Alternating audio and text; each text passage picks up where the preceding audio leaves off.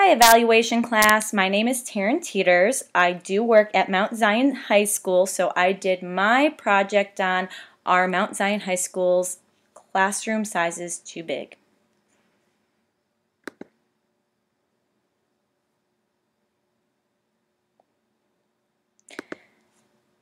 The number one reason why I decided to choose this project was because of teacher complaints. Teachers were always complaining about class size. Class size is my project. So they're always complaining that it had too many students per class, always going past their caps. So I wanted to see how true this was, so I decided to create my evaluation. My obvious reason is because of teacher reduction. What I mean by this is when Mount Zion retires a teacher, they have not replaced that teacher. They've been doing this for many years. And so every time they don't replace a teacher, all of those teachers' students' load goes to another teacher or all the other teachers in the building. And my own class size issues. I had a textiles class last year. It had textiles 1 and 2 in the same class.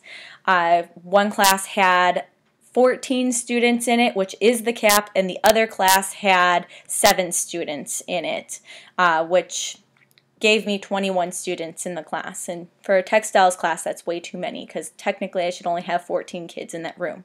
So I wanted to see also my key evaluation questions. Number 1, what are the current classroom sizes at Mount Zion High School? Number 2, does classroom size have an impact on the teaching environment? Number 3, does classroom size have an impact on the teacher's stress levels? I feel if they're complaining, they might be stressing.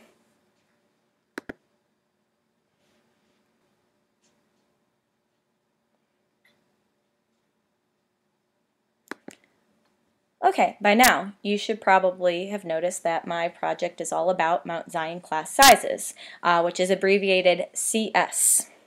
My target population are, well, me. The primary stakeholder would be me and the teachers.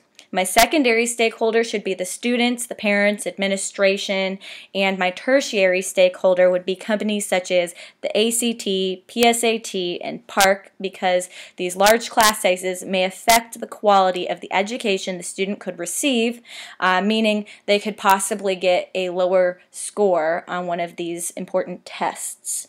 The community is also included in the tertiary stakeholder. My data sources. I chose to do a survey. I wrote 6 short answer questions.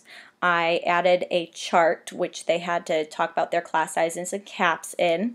I also created 9 Likert type questions, which I will discuss more during the results.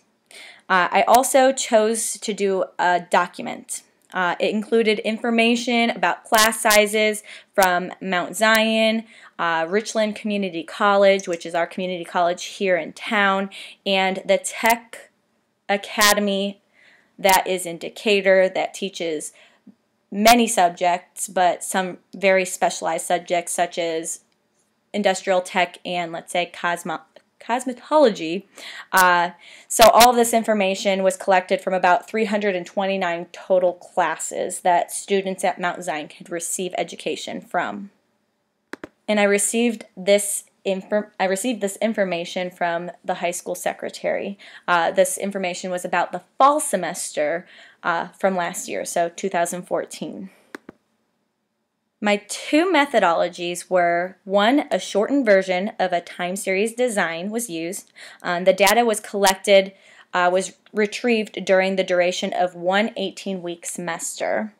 The second one was a case study design, which were in-depth surveys and documents that I analyzed. But unfortunately, the lack of time and resources prevented the distribution of pre and post tests. I just didn't have the people to be able to get those out to. In fact, only 10 of the 55 teachers actually. All right, my first key evaluation question asked about classroom size.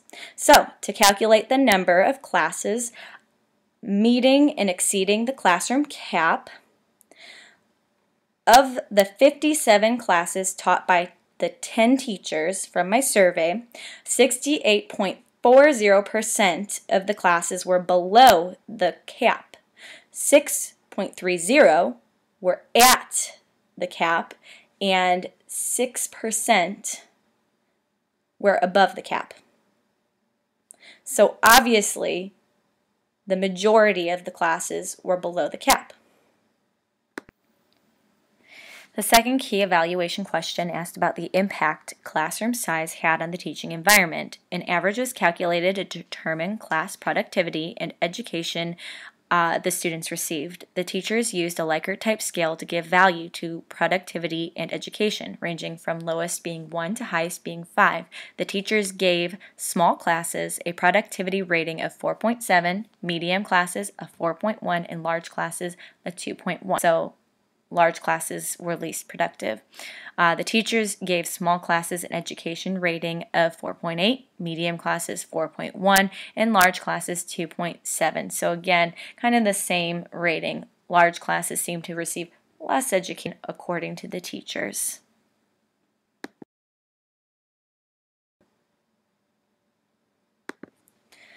Last fall in my stats class with Dr. Moyer, I do remember her telling me that statistics tell a story, and until now, it never really set 100% with me.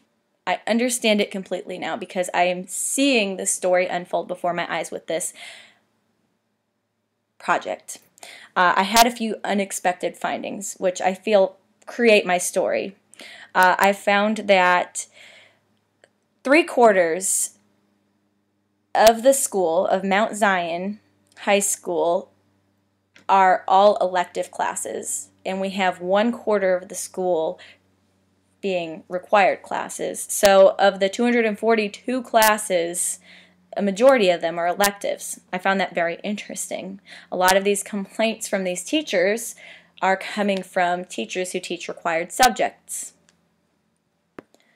I also found that many teachers had more than 2 student aides, which is actually not allowed. So about half of these 72 student aid classes are more than 2.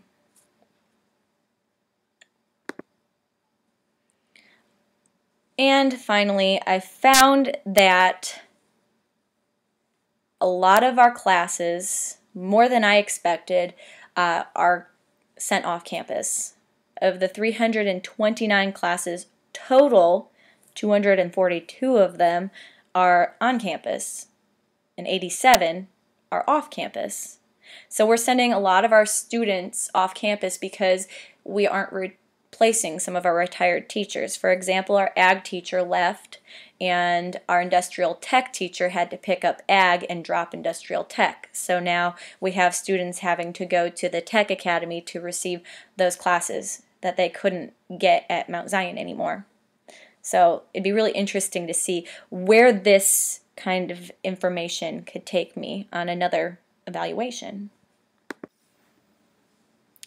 Okay, I do not recommend revealing my findings to the principal and the guidance counselors at this time because my evaluation showed that the classes are under the class caps.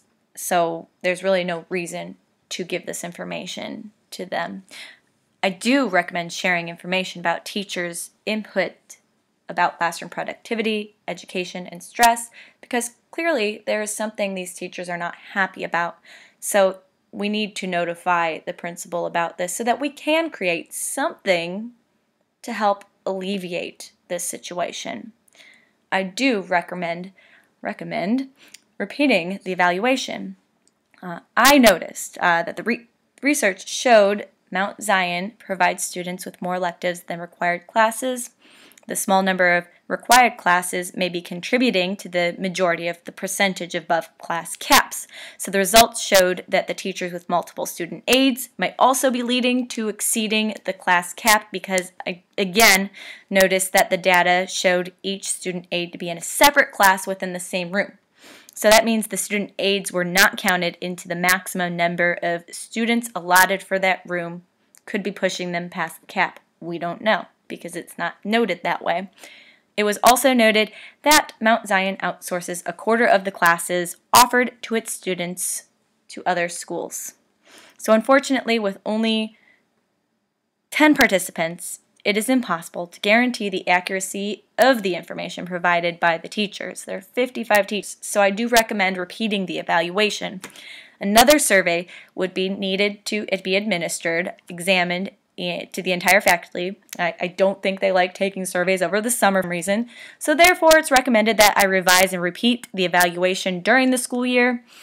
Also, more detailed documentation could be collected from the school to answer unanswered questions about multiple aids adding to the class cap, whether the required classes possibly being the classes that are over the cap and the impacts of outsourcing classes might have on Mount Zion High School. The end. Thank you so much for listening to my presentation. I hope it wasn't too boring. I really enjoyed it.